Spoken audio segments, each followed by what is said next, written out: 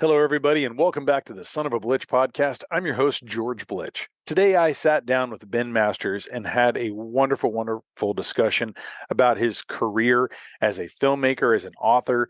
For those who are unaware, he runs Fin and Fur Films. You guys got to go check out that website, and that is where you can see a lot of the projects he's been involved with. There's a list of all of his features and short films.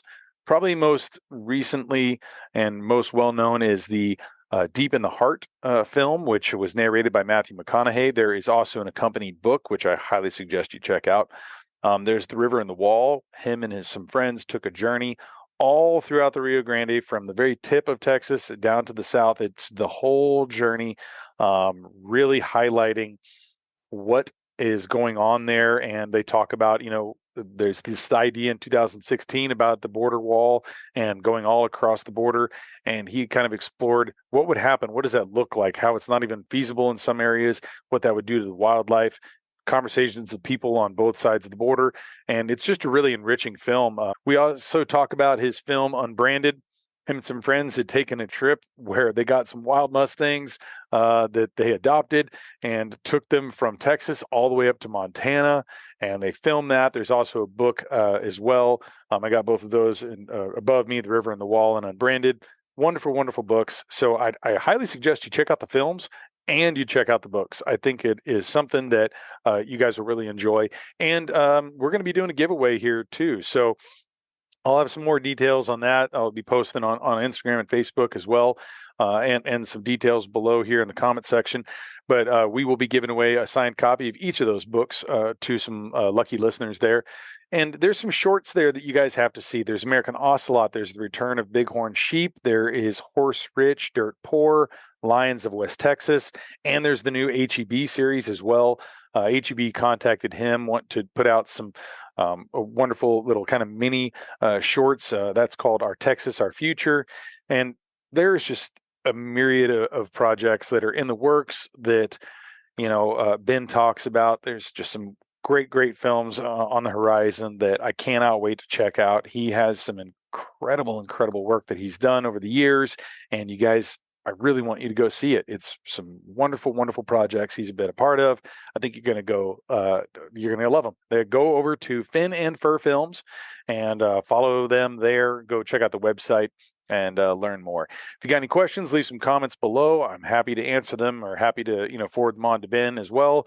And, thank you all for listening, for subscribing, for rating this podcast.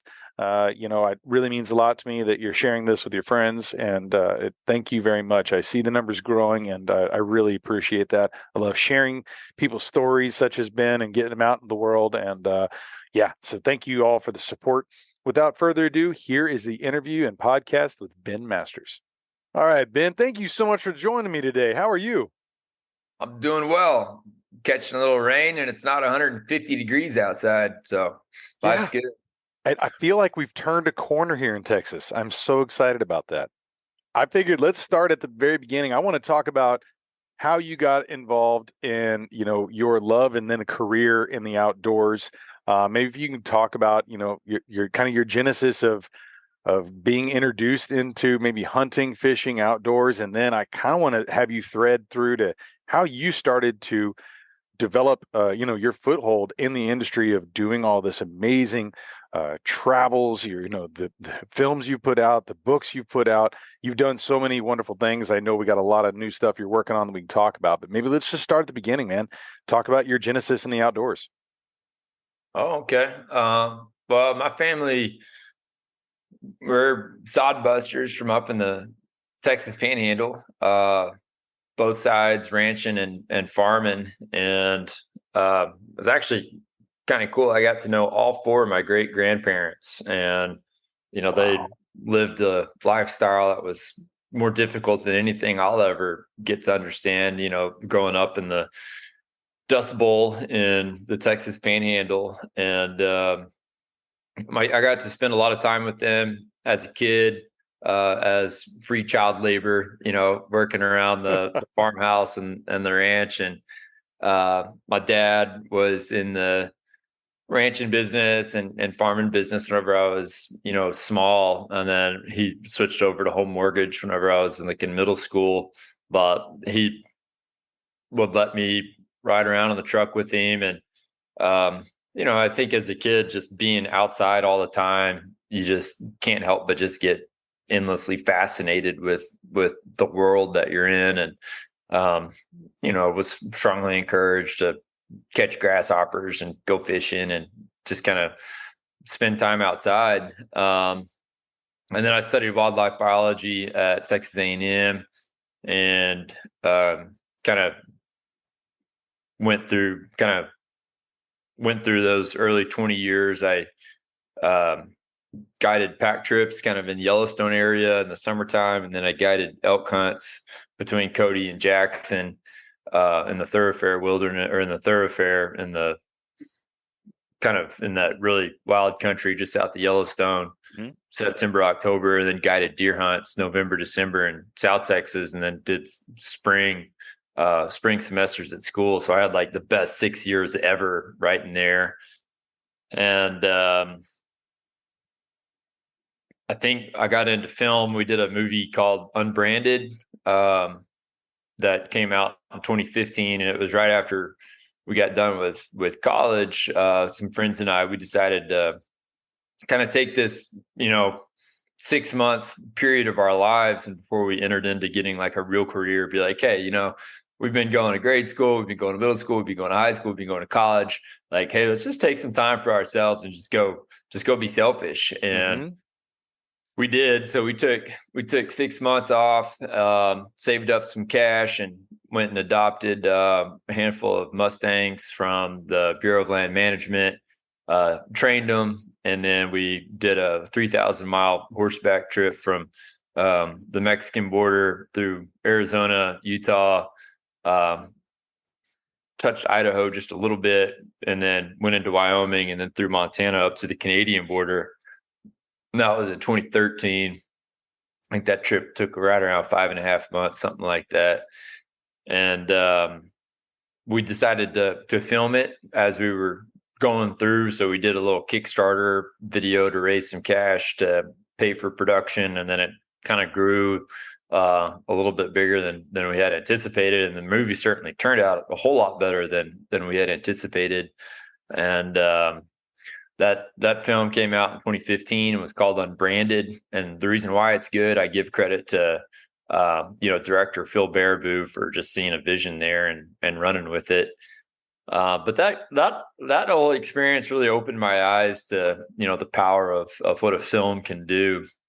And we were able to get several hundred horses adopted through that movie, as well as I think make an impact and raise some awareness about this wild horse issue that we have in the West, both in terms of needing a solution to control the population, but also trying to inspire adoptions. If you're looking for a good backcountry horse or looking for a good horse for the mountains, we've had great success with the Mustangs, and they're cool animals. So doing that film, kind of one thing led to the next, and I ended up deciding to start making some short films of my own.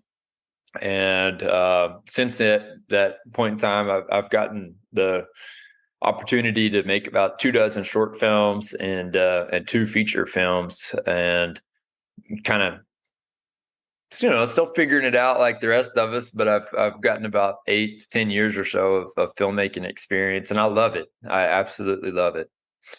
Well, it feels like a second nature to you. I love watching them. The other 2 that you had mentioned, the features, you got The River and the Wall, and Deep in the Heart, which is narrated by Matthew McConaughey. And both of those 2 are just phenomenal. I mean, as well as Unbranded. You guys have put together some amazing film work with Fin and Fur Films. Say that 3 times fast. And so that is, man, you guys have done so many wonderful things. I know you did the HEB series recently, where there's it's Our Texas, Our Future. And I want to talk about that. I think let's rewind back over to, let's start with maybe The River and the Wall. If you can kind of give everyone a little bit of synopsis. And then also, for those who may not be aware too, I got both these books above me from Unbranded, from River and the Wall. I know you have the book for Deep in the Heart too. So maybe if you can also talk about how you're not only doing the film side of things, you guys are putting out a book, and what that experience is like when you're doing these journeys to make sure you're kind of putting both of those things out, because you're having, kind of two different vehicles. I know some of them kind of overlay with each other, but I was just kind of curious about that. Did one start the other, or was that a vision all along while you were doing these to have a film and a book? Yeah, well, I think, a movie is so great for it's like, in my opinion, the ultimate form of media, but you just can't do deep dives in a film like you can with a book. So whenever we were making Unbranded, we just realized there was so much more to that story of wild horses, of public lands in the West, of a lot of these things that we experienced. So we decided to write a book on it as well, which turned out, I'm quite proud of that book. Oh yeah. Um, and then that kind of led to The River and the Wall, both the book and the film. But The River and the Wall, that film is about, how, gosh, I think 20 seems so long ago now, but 2016 presidential election, there was just a lot of people pushing for a border to border physical border wall. And, I've spent a lot of my time down there on the US Mexico border, kind of around Laredo. That's where we did a lot of deer hunting, but then also out in the Big Bend country, kind of Sierra Viejas and the Chisos, a lot of that really rugged canyon country, really rugged mountain country. And the people were talking about building a wall through that stuff, but it wasn't people that had ever been out there before. Because if you've ever been out there before, like, it just doesn't make any sense. None. It just makes no sense at all. But there was just this big national discussion about, how we need to wall all this stuff off. And, I'm a pretty politically moderate person, and was just like, hey, let's do a river trip, and let's just go and look at this whole Texas-Mexico border and talk to folks on the Mexican side, talk to folks on the Texas side, and make a film on how an actual, physical border wall all the way from El Paso to the Gulf of Mexico would work, and what its impacts would be to, like, border security, to wildlife migration, to private property rights, to, a big thing for us is in Texas, we don't have a lot of public lands. And, a border wall would go through our largest national park, our largest state park, and our largest wildlife management area. So, like, the costs of that would be really, really large, for a lot of different reasons. And so we decided to make that film, and I think it did a lot. I think I don't hear as often people talking about, a sea to shining sea wall. And I like to think our film has a little bit of influence on that discussion of just recognizing there are many places where, like, an actual physical wall, like a 30-foot high concrete structure, isn't going to be as big of a deterrent to, people crossing illegally as the 1,000-foot cliff that they'd have to go through before they even got to that wall, or, an entire mountain range that they would have to go through to get to a highway. So it was certainly kind of a bold film, to be honest, to make at the time. And we just put it together real fast, and we're like, hell no, man, we don't want people walling off our Big Bend. Like, that's our public land getaway in Texas. Mm-hmm. So we scrapped it together. We did a 3-month river trip, horseback trip, and bicycle trip, and traveled every single mile of the border. It was awesome. Yeah, it's phenomenal. I mean, I think there's a lot to take away from that film and the book.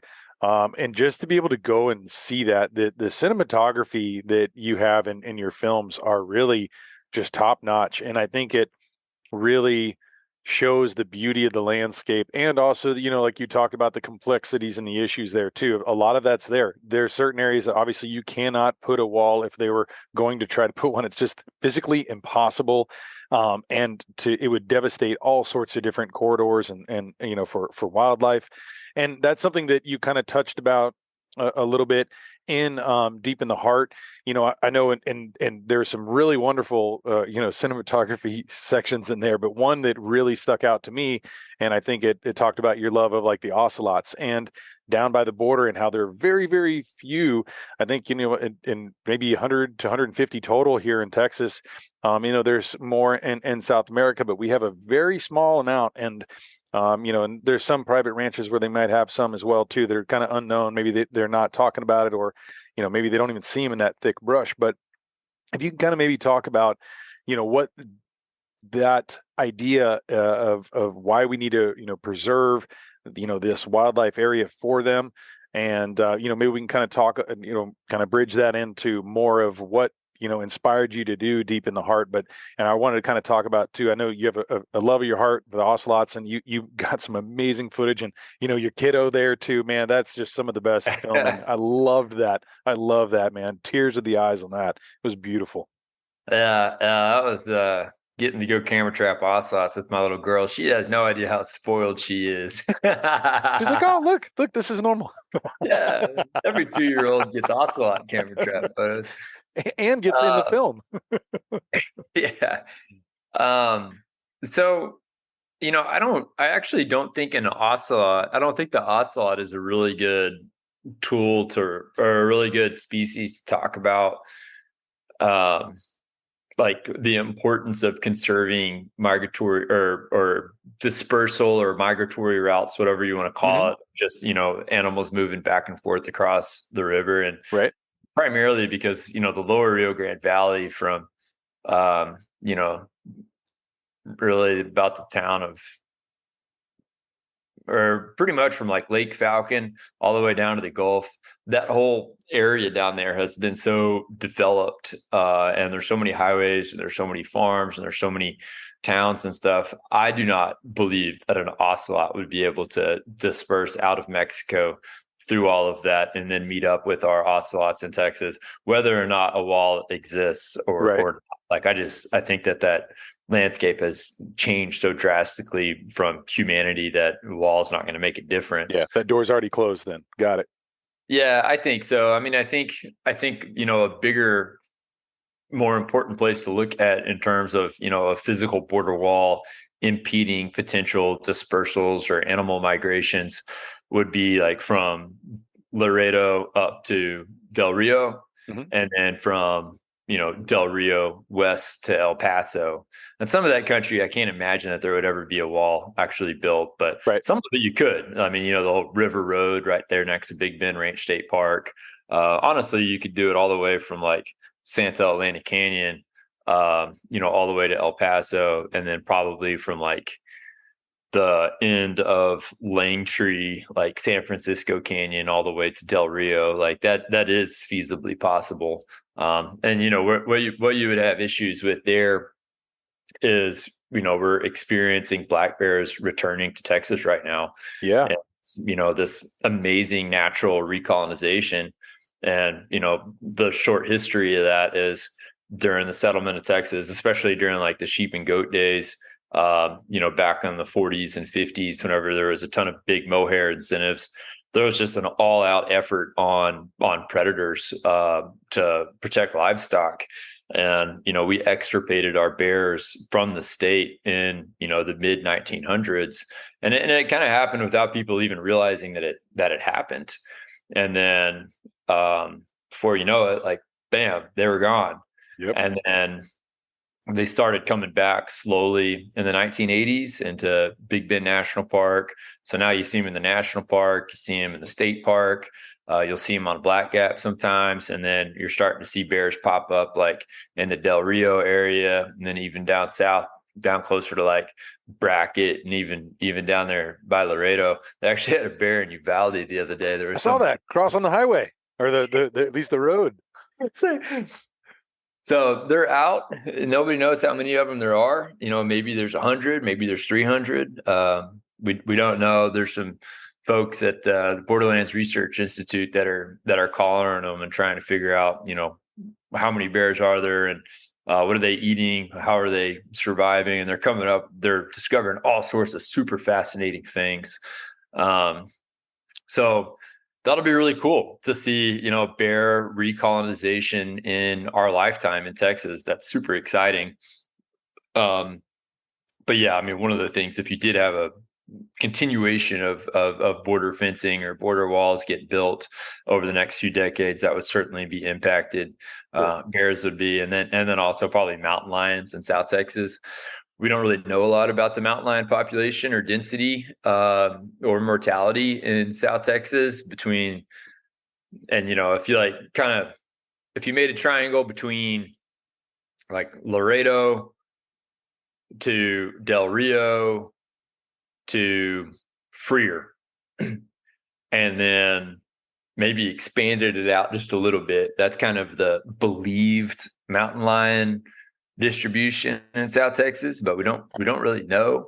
There were some studies down there in the 90s that found pretty high mortality and led a lot of folks to believe, myself included, that that South Texas population is likely dependent on disperser cats out of Mexico.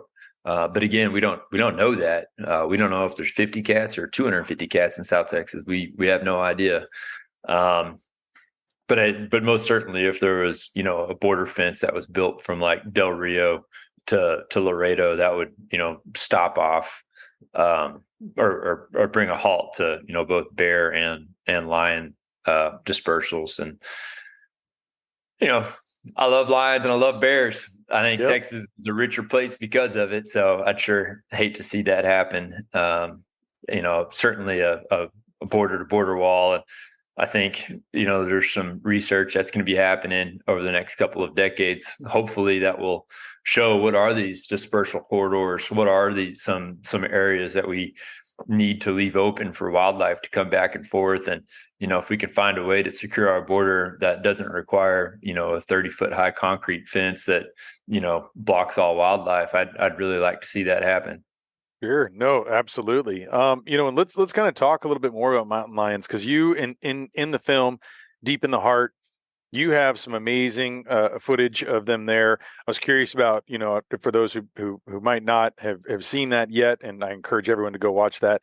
You can talk about kind of how you went about going and filming those, where that area was. And I mean, I remember there's a point we were first talking about doing this podcast, and you're like, yeah, it's going to be about 6 months because I'm going to go long lens some mountain lions. And like, what is it that you're doing when you're out there? Like, how are you setting this stuff up? How are you getting some of this footage? I guess kind of give us a behind the scenes thing of how did you end up with this incredible footage? And, then we can talk a little bit more about that film. But I was very curious about that. And, what does that mean when, are you just out there and tracking signs and then setting things up? I'm sure I can kind of piece some things together, but for those listeners that may be curious, let's talk to them about that. Yeah, so I would say that camera trap is certainly a specialty that we have here at Fin and Fur Films. And, filming lions, I used to think you couldn't do it with the long lens, but we proved ourselves wrong last winter. We ended up long lensing a mountain lion for about 45 straight days, a female and two kittens in Utah. And yeah, she didn't move outside of a couple 1,000-acre area, and it was like this old burned area. So every 2 to 3 days, we were able to successfully glass her up and film her, and we got some nuts footage of her hunting elk and like jumping on their backs and riding them like a bucking horse. Like that's crazy. Where are we going to see that? I would What's that going to be involved with? that'll be out in 2025. All We're right. editing that one together right now. So I used to think that you couldn't long lens them, but I think there's some particular scenarios where you can, if you get the right cat and they're dialed in the right type of country where you can see them frequently enough to be able to get on them.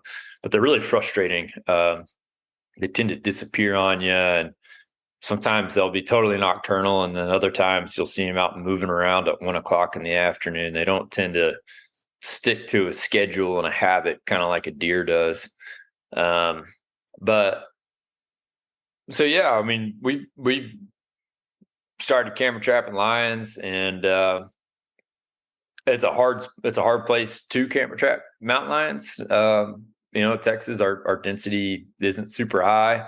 Mortality seems pretty high. The age class is pretty low, so getting a cat patterned can be difficult. And we were doing that out in the Davis Mountains, and it pretty much consisted of going out with some cat specialists and looking for sign, and then setting up trail cameras and figuring out, like, all right, where are they traveling and what are they doing? How are they going over this pass? How are they going down this canyon bottom? So on and so forth. And then putting up some of our higher end camera traps to capture that movement. But it took us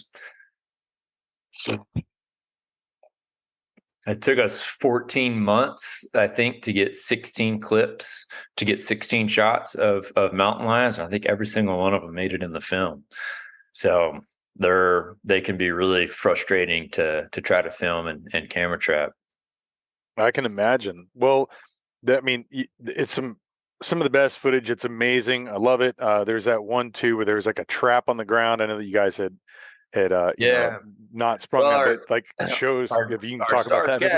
Our star cat, the one that we had gotten dialed in, and we were a couple months into filming this cat, and we had him fairly programmed on this routine, and he walked through there and he'd stepped in a leg hold trap and he'd ripped out all of his toes. So he was kind of like walking through there, kind of tripod like, just and then he was going through there all the time. Then he disappeared. So I don't know if he died from the injury or died in another trap or what, but we decided to incorporate that into the sequence of, this is the realities of these animals living in the Davis Mountains, as well as a three-legged bear. We were filming out there and we saw this bear that had lost its leg. We presume, again, from a trap, and had chewed his leg off. So we felt like it was the honest thing to do for the animals that we filmed there, to show the realities of this landmine that they live in. It's one of those things where, if you look at the Davis Mountains, you've got a lot of really, conservation minded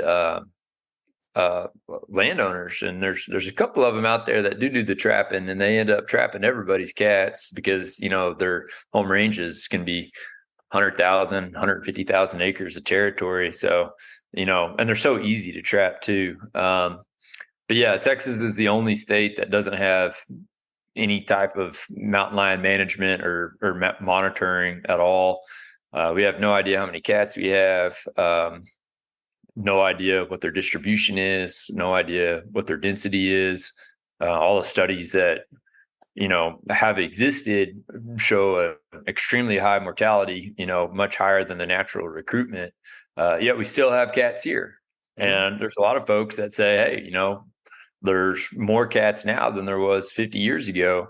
But they don't have the data to back that up. And I think that just as Texas, we just got to be honest and look ourselves in the mirror and look where we're headed as a state. Land fragmentation is going to continue to be a really big issue. Our human population growth, we're expected to go from 30 million to 50 million Texans in the next 3 decades. And there's all these changes happening to both South Texas and West Texas. And just because we have mountain lions now doesn't mean we're going to have them, 20 to 30 years from now if nothing changes. So I would like to see, the state of Texas have a mountain lion management and mountain lion monitoring program to ensure that the cat has a future in this state. Just because I think they're important. We should have them. Yeah. They're badass. Yeah, they are. No, they're amazing. We've seen the history of so many different types of animals that used to be here and then they're gone. And sometimes we've brought them back, and that's a whole nother discussion, but there are these amazing creatures. There used to be a larger area where you would see ocelots, and now it's more confined. There was, even jaguarundis, which were, at one point in time around South Texas. And now I think there was someone who's even years ago saying, I'll pay $1,000 for a picture of one. And I don't know if that was you. I'll give you $10,000 if you bring me proof of a jaguarundi in Texas. I tell you, this is not a lie. 15 years ago, I was out walking my dog, and one came across our land in Southwest Texas in Dimmitt County and was about 75 yards away from me. Without a doubt, unmistakably, I saw them. I've talked to their neighbors who've seen them. Of course, there's nothing on camera. No one ever got a game trail camera. People probably think that I was, drinking that day. It was in the morning. I was not, but I've seen them. I know that, you've caught them on camera in South America, but as far as in Texas, no one has any proof of them. So it matters not what people have seen. I know people have claimed I've them heard over that years. same description about Bigfoot coming out of Lufkin County. You saw him too? Why didn't you put that in the film, man? That's great. I mean, you're saving that? You're saving that? There. Yeah. Man, the chupacabras, everything's out there. Right. Exactly. Well, Lufkin is rich. I would absolutely love to be proven wrong about there not being jaguarundis in Texas. That would be awesome, but I don't think there are. I mean, we had some camera traps set up down in Tamaulipas. We were doing a jaguar film about a year and a half ago or so, and I went and set up, I don't know, 70, 80 camera traps, something like that, and saw a lot of jaguars. Actually, it was kind of shocking. Very similar habitat to what you see down in South Texas, and then once you get down like below that lower Rio Grande Delta and down kind of beyond all those ag fields south of Matamoros and Reynosa and stuff, you'll get into these really cool old Tamaulipan thorn scrub forests. A lot of it, hasn't been bulldozed like a lot of the Texas the Texas thorn scrub has. Right. And there's jaguars in there, and there's puma, there's jaguarundi. And what we noticed is, like, in areas where there's jaguarundi, if you put up cameras on water, if you put them on like cattle trails or just really well-traveled trails, they seem to be more diurnal than the other cat species, and they're like common observation. We saw them a lot. So I think that if we had them in Texas, we would have had like some undeniable photo confirmation of it by now. But I'm holding out. I'm hoping there's one out there one day, and I get proven wrong one day. That'll be the best check I'll ever write. Man, my wife will be pissed. She would be so pissed if I wasted $10,000 on a jaguarundi sighting. And they'd be like, the best money I've ever spent. Tell you what, if I can be able to get one day, I'm going to give it to you, and it's going to be no charge, and we'll just go and make a donation somewhere, not in the 10,000 mark, to be able to keep them going. I'll save you. An outrageous number, save you but your it's a marriage. high enough reward where people's going to be like, I'm going to prove that sumbitch wrong. Like, George, is that you in a costume? Yeah, I feel that confident about it. That's good and bad. Love it. Well, let's talk some more about Deep in the Heart. How did was this an idea that was pitched to you? Is this something that you brought out? And then how did you, decide or, get Matthew McConaughey on board to be the narrator? I mean, I know that I've worked with some of his family members. They have been a mainstay in Texas and really are conservationist minded folks. So I figured it would be a no brainer for someone like that to jump on whose voice, quite literally, people are listening to and following too. But how did this film come about? And I mean, it's just been wildly successful. It's incredible, and just all kudos to you guys for putting together such a remarkable film. Everyone has to go check that out. It's amazing. Oh, I appreciate the kind words. So we kind of hatched that idea. Let's see here. Spring 2018, and there was a film series that came out on Netflix called Our Planet that was also really good, but it kind of incorporated the human element into the genre of blue chip natural history of, British dude describing the zebra that's getting eaten by the lion kind of thing. And I really love to film wildlife, and I really don't like people that much. So like the idea of making a movie that doesn't have any humans in it, but has a whole bunch of wildlife has always been very appealing to me. And we decided to try to make something similar to Planet Earth or Our Planet in the Texas vein, but focusing on the wildlife that we have here, focusing on a lot of the big issues that we have in Texas in regards to water and some endangered species like the ocelots, and also showcase a lot of the success stories. I feel like the conservation community as a whole doesn't really properly pat themselves on the back or acknowledge all the hard work that people have been doing for the past 100 years or so. And so we kind of found a blend of different stories of successes and failures and opportunities and challenges ahead, and decided to find these different wildlife species and behaviors that would kind of embody some of those stories, and really kind of tell the story of Texas through the lens of wildlife, in all the different ecoregions across the state. So we did an ocelot story, a bison story, a flower gardens coral reef story, a redfish story, alligator gar, blind catfish, blind salamander, mountain lion, bear. There's a little bit of desert sheep in there, buffalo.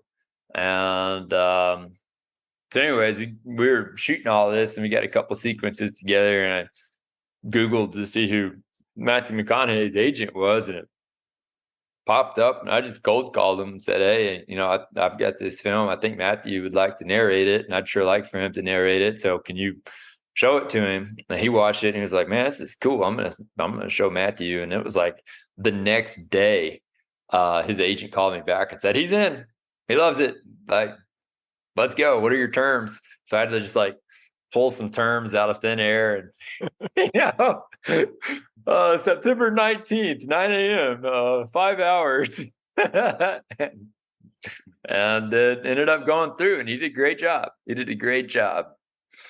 Yeah, man, that y'all really just put out such a remarkable film. I can't think of anything that has exemplified, all, like you said too, the successes, the challenges, and just the diversity and the amazing, beautiful, wonderful wildlife that we have here in Texas. And I know that there's other species that are involved too, that there could be a kind of like a other section of these mini series as well, because there's just so much here.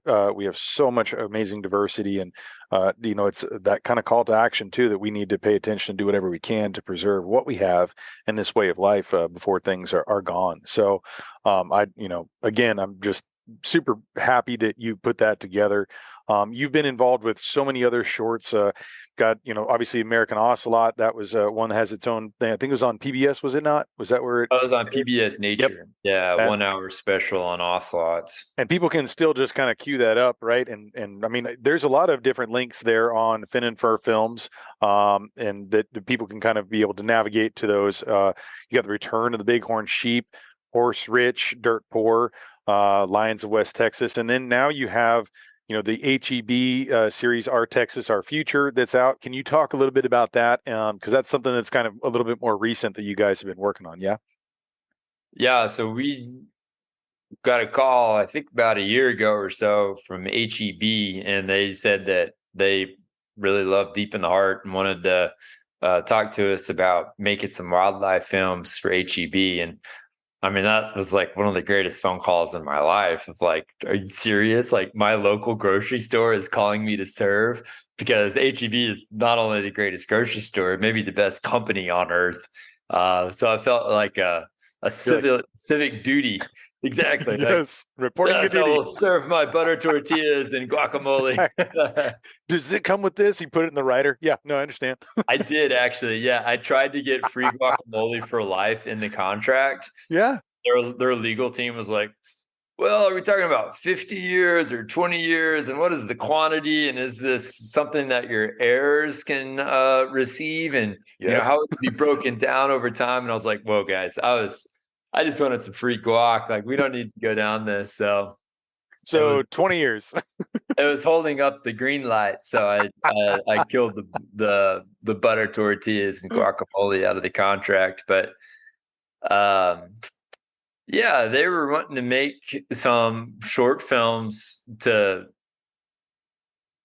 kind of help launch their Our Texas, Our Future um, line of Texas made products, and kind of show the intersection between agriculture and wildlife conservation, and how, I think that there's a common belief. I don't know if belief is the right word, or misunderstanding maybe, that you can't have agriculture and wildlife coinciding. And in reality, they have to. Like, we have to find room for both of those to use the same acres, because if we don't, we don't have enough acres set aside for wildlife. Like, they're most certainly not mutually exclusive. Mm-hmm. So we found the story of how the ocelots down there in South Texas, the largest population is living on this working cattle ranch that's, doing a phenomenal job of conserving that ocelot habitat.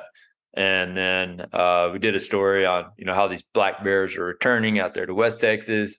And then a really cool one on redfish, and how, in the 1970s, you had this huge redfish population crash that led to this all-out war, like literally shots fired out in the bays and estuaries. And then it ended up being this big battle up in the Capitol, and they ended up banning commercial red fishing, which allowed for the wild fish to, recover and to have that thriving economy down at the Texas coast, where everybody can go down there and catch some redfish. But they're able to figure out a way to also artificially propagate those redfish through aquaculture and still supply, people with delicious, tasty redfish. So it's kind of like everybody wins sort of situation. And I think, it was just neat seeing a grocery store kind of dive into this wildlife conservation storytelling on stories that are, kind of heavy, and, had, politics of the day and dealing with endangered species, and to tell real stories that are happening in Texas. I thought that was really admirable of them, and a big honor for us to be chosen to tell those. Well, they are phenomenal, and again, those can be found too on the Fin and Fur Films website. I saw some links and looked at those. There are some amazing features there, or rather shorts. But you guys have done a wonderful job featuring wildlife here in Texas. I'm so glad that HEB reached out to you. Sorry you couldn't get your guac for life, but and hopefully that they've made some amends and have worked some things out there. Yeah, yeah. Before we go, I had a couple other questions. As far as, what are you working on right now? I know you mentioned you did some long lensing and things coming out in 2025. What are some things that are going to be coming out in the near future that folks can be expecting to tune into? Oh, Or can you talk about it? I'm hopefully kind of going into a lull right now. We've got another big Texas wildlife blue chip that we're looking at like 2026 for that. And then we've got another big wildlife film on the American Southwest coming 2025. And then I've got a couple short films here and there, but trying to stay away from the short films and focus more on the feature length stuff, just because that theatrical experience and that ability to like sit down for an hour and get totally fully absorbed by a story, I feel like is kind of where I want to head with my career. So yeah, 25 and 26 will be the next time we have something big come out. Wonderful. Looking forward to those. I really wanted to kind of also, and some of the things we talked about might fall underneath this category, but I wanted to ask you about your legacy, and what it is that you want to leave behind in a professional and a personal setting. I've been asking all my guests this, and I mean, I think a lot of it may be, all the wonderful things that you've put out on film and on paper and such too, but I kind of wanted you to touch to it yourself, and what's your idea of your legacy? Oh man, that's a hard question. I'm only 35, so I don't really have that much time to really reflect back on stuff. But I've seen,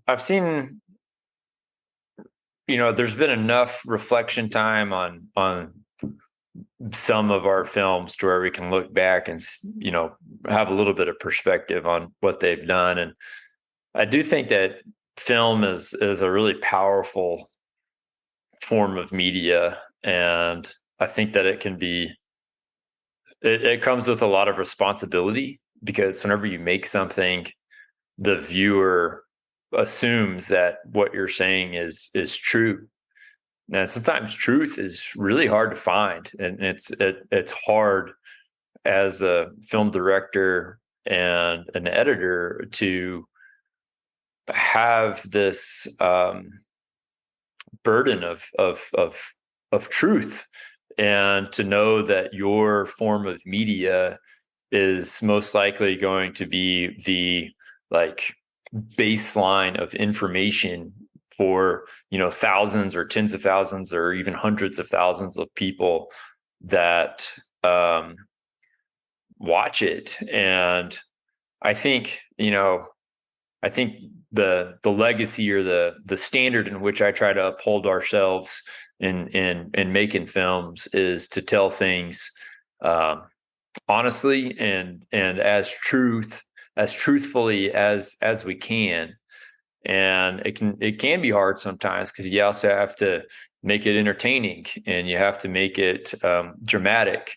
And I just see so much media that's out there right now where a lot of that standard of truth isn't there.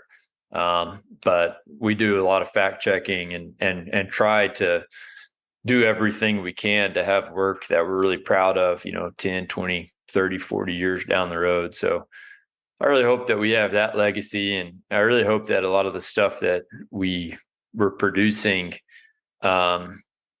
leads to real life acres and boots on the ground conservation, not just patting on the back and social media likes, or Emmy nominations or awards. Like, all that stuff is great and it's important, but the reality is we're losing our battles for wild spaces and for conservation and for wildlife in many corners of the world. Not all of them. And I wouldn't even call it a battle. I mean, I think everybody wants there to be wild places and wildlife. It's just, how do you balance that with growing human population and all of our needs? It's hard. And yeah, I think 50 years from now, if I can look back and see that our films have made a substantial difference, or even a small difference, to keep some acres conserved and some critters out there in the landscape, that's certainly the legacy that I'd like to leave behind, as well as two good kids. I got a little girl and a little boy, and I'm not gonna make them go into wildlife conservation, but they will be strongly guided in that direction. Yes, indeed. Well, for those are some great answers, man. I appreciate you sharing that and your perspective.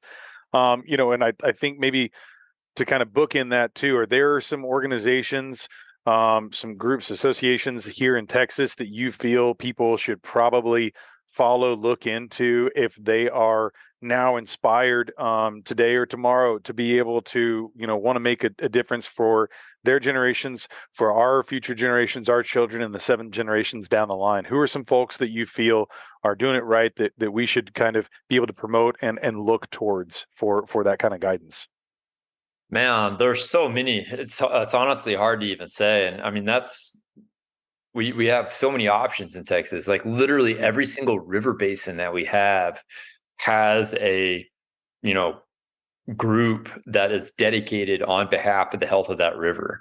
And that's unique. Like, that is a Texan thing. You don't find that in other states. You don't find that in other countries where, like my friend Romy, he's the CEO of the Devil's River Conservancy, and they have an annual party, and there's like 400 people that all show up to celebrate a river. And the idea of keeping it clean and conserved. And I feel like that's a really cool thing that we have, is these conservation organizations that are just out doing really great work. So some of the ones that I really admire is Heart Research Institute, based out of Corpus Christi, Coastal Conservation Association. They do really phenomenal stuff, both like engaging the public, but also up at the Capitol too. Cesar Claiborne Wildlife Research Institute, they've done more to make conservation cool down there in that wild horse desert and the sand sheet and stuff. I mean, they're doing great things. Same thing with Borderlands Research Institute out in Alpine. They're doing amazing research and conservation work. And I've really taken that approach of, being an asset for the landowner of like, oh, you want more quail? You want better grasslands? Like, we can help you with that. Rolling Plains quail, like there's a lot. There's a lot. TWA, I'm a proud member of Texas Wildlife Association, proud member of Texas Backcountry Hunters and Anglers. Nature Conservancy has done a phenomenal job of identifying, these just miraculous little pieces of nature and then just buying them and saying, hey, we're going to protect this. Texas Parks and Wildlife Foundation. And I think that's an untold story, here in Texas. It's not like we were just acquired through a Louisiana purchase or something like that. Whenever we joined the United States, or the United States joined us, however you prefer to look at it, all of the acreage was already deeded out. So all of our public lands that we have, they've been purchased through philanthropy and through bonds. And, Texas Parks and Wildlife Foundation is worthy of the recognition of putting together a lot of the real estate transactions and the funding to put together tens of thousands, if not hundreds of thousands of acres of state parks and wildlife management areas where we go out and recreate and play and where our wildlife lives. So we've got an awesome conservation community, and there's a lot of room for growth. So if you're not involved in one, there's a lot of good ones to pick and choose. And every event that I've been to, it's pretty much any Texas conservation organization typically has a whole bunch of good cold beer and pretty dang good barbecue as well. So it's not your grandma's funeral. It is a celebration, and it is a bunch of wonderful people gathering together. I highly encourage everyone to go visit some of those names that you just mentioned, and I'll be having some links for people who want to kind of take action and do more. And speaking of links, if you can go ahead and tell everyone where they can find out more about you, about Fin and Fur Films, websites, social handles, and where folks can follow along in your journey. Yeah, so our website is Fin and Fur Films, and then my social handle is Ben C. Masters. Fair warning, I tend to just post and ghost and just delete it off my phone because I think social media is toxic and terrible for society at large. So if you try to reach me there, sorry if it takes me 3 or 4 months to get back to you.